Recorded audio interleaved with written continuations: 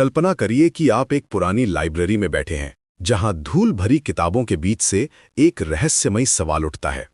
क्या बाइबल में लिखा है कि पूरी दुनिया एक ही दिन में बनी थी? ये सवाल सदियों से थियोलॉजियंस और स्कॉलर्स को परेशान करता आया है। आइए इस फैसिनेटिंग जर्नी पे चलते हैं, जहां एंशिएंट हिब्रू के शब्द हमें एक अनोखी कहानी सुनाते हैं। जेनेसिस की शुरुआत में हमें क्रिएशन की दो अलग-अलग अकाउंट्स मिलती हैं। पहली अकाउंट में 6 दिनों की क्रिएशन स्टोरी है, लेकिन दूसरी अकाउंट में कुछ और ही कहा गया है। जेनेसिस चैप्टर 2 वर्स 4 में एक दिलचस्प बात लिखी है। यहां हिब्रू में योम शब्द का इस्तेमाल हुआ है, जिसका मतलब डे होता है। लेकिन यहां ये कहता है कि गॉड ने अर्थ और हेवन को इन द डे बनाया। अब सवाल यह है कि अगर क्रिएशन 6 दिनों में हुई, तो यहां एक दिन की बात क्यों कही गई है? ये कॉन्ट्रडिक्शन नहीं है, बल्कि हिब्रू लैंग्वेज की एक खूबसूरती है। योम शब्द का मतलब सिर्फ 24 आवर्स का डे नहीं होता, ये एक टाइम पीरियड को भी रिप्रेजेंट करता है।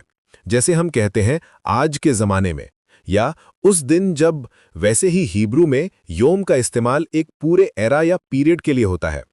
बिब्लिकल स्कॉलर्स का मानना है कि जेनेसिस 2 वर्स 4 में योम पूरे क्रिएशन वीक को रेफर करता है।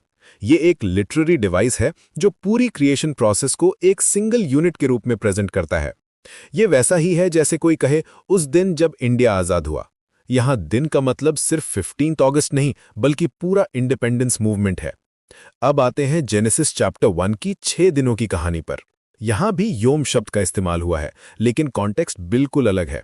हर दिन के साथ इवनिंग एंड मॉर्निंग का जिक्र है, जो सजेस्ट करता है कि यहाँ स्पेसिफिक टाइम पीरियड्स की बात हो रही है। लेकिन यहाँ भी एक पजल है। डे 4 में गॉड ने सन, मून और स्टार्स बनाए, लेकिन डे 1 में ही लाइट और डार्कनेस को सेपरेट कर दिया था। तो पहले 3 दिनों में इवनिंग एंड मॉर्निंग कैसे हो सकती थी, जब सन ही नहीं था? ये क्वेश्चन थियोलॉजियंस को सेंचुरी से सोचने पे मजबूर करता है। कुछ स्कॉलर्स का मानना है कि जेनेसिस 1 में डेज लिटरल 24 आवर पीरियड्स नहीं हैं, बल्कि क्रिएटिव फेजेस हैं। ये एक पोएटिक स्ट्रक्चर है जो गॉड की क्रिएटिव पावर को सिस्टमैटिकली प्रेजेंट करता है। पहले 3 दिनों में एनवायरनमेंट्स बनाए गए और अगले 3 दिनों में उन एनवायरनमेंट्स के इनहैबिटेंट्स बनाए गए।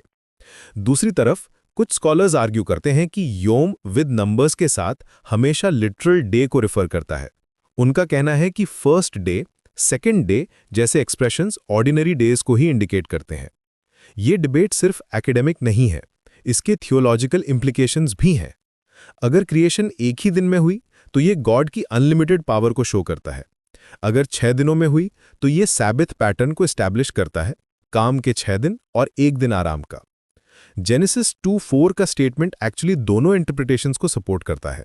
ये कहता है कि पूरी क्रिएशन एक डे में हुई, लेकिन ये डे पूरे क्रिएशन पीरियड को रिप्रेजेंट करता है, चाहे वो 6 लिटरल डेज हों या कोई लॉन्गर पीरियड। ये फैसिनेटिंग है कि एंशिएंट हिब्रू टेक्स्ट में इतनी लेयर्स ऑफ मीनिंग है। बाइबल के ऑथर्स ने डेलिबरेटली ऐसी लैंग्वेज यूज की है जो मल्टीपल इंटरप्रिटेशंस अलाउ करती है। ये सजेस्ट करता है कि क्रिएशन की एग्जैक्ट क्रोनोलॉजी से ज्यादा इंपॉर्टेंट ये मैसेज है कि गॉड ही सब कुछ का क्रिएटर है। मॉडर्न साइंस के साथ इस टेक्स्ट को रिकंसाइल करने की कोशिशों में भी ये फ्लेक्सिबिलिटी हेल्पफुल है। कुछ लोग डे एज थ्योरी प्रपोज करते हैं, जहां हर डे मिलियंस ऑफ ईयर्स का पीरियड है। दूसरे गैप थ्योरी सजेस्ट करते हैं कि जेनेसिस 1:1 और 1:2 के बीच में लॉन्ग टाइम गैप है। लेकिन सबसे इंपॉर्टेंट बात यह है कि बाइबल का primary purpose scientific text book बनना नहीं है। ये थियोलॉजिकल ट्रूथ कम्युनिकेट करती है कि यूनिवर्स रैंडम चांस का रिजल्ट नहीं है, बल्कि एक इंटेलिजेंट, लविंग गॉड का क्रिएशन है। तो क्या बाइबल कहती है कि वर्ल्ड एक दिन में बनी? आंसर है हां और नहीं, दोनों। जेनेसिस 2:4 में एक दिन का जिक्र है, लेकिन ये पूरे क्रिएशन पीरियड को रेफर करता है। ये हिब्रू लैंग्वेज की ब्यूटी है कि एक ही वर्ड मल्टीपल मीनिंग्स कन्वे कर सकता है। ये मिस्ट्री हमें रिमाइंड करती है कि एंशिएंट टेक्स्ट्स को समझना कितना कॉम्प्लेक्स है। हर वर्ड, हर फ्रेज के बिहाइंड सेंचुरीज ऑफ इंटरप्रिटेशन और डिबेट है। और शायद यही इन टेक्स्ट्स की सबसे बड़ी स्ट्रेंथ है कि ये हर जनरेशन को नए क्वेश्चंस पूछने और नए आंसर्स खोजने की इंस्पिरेशन देती हैं।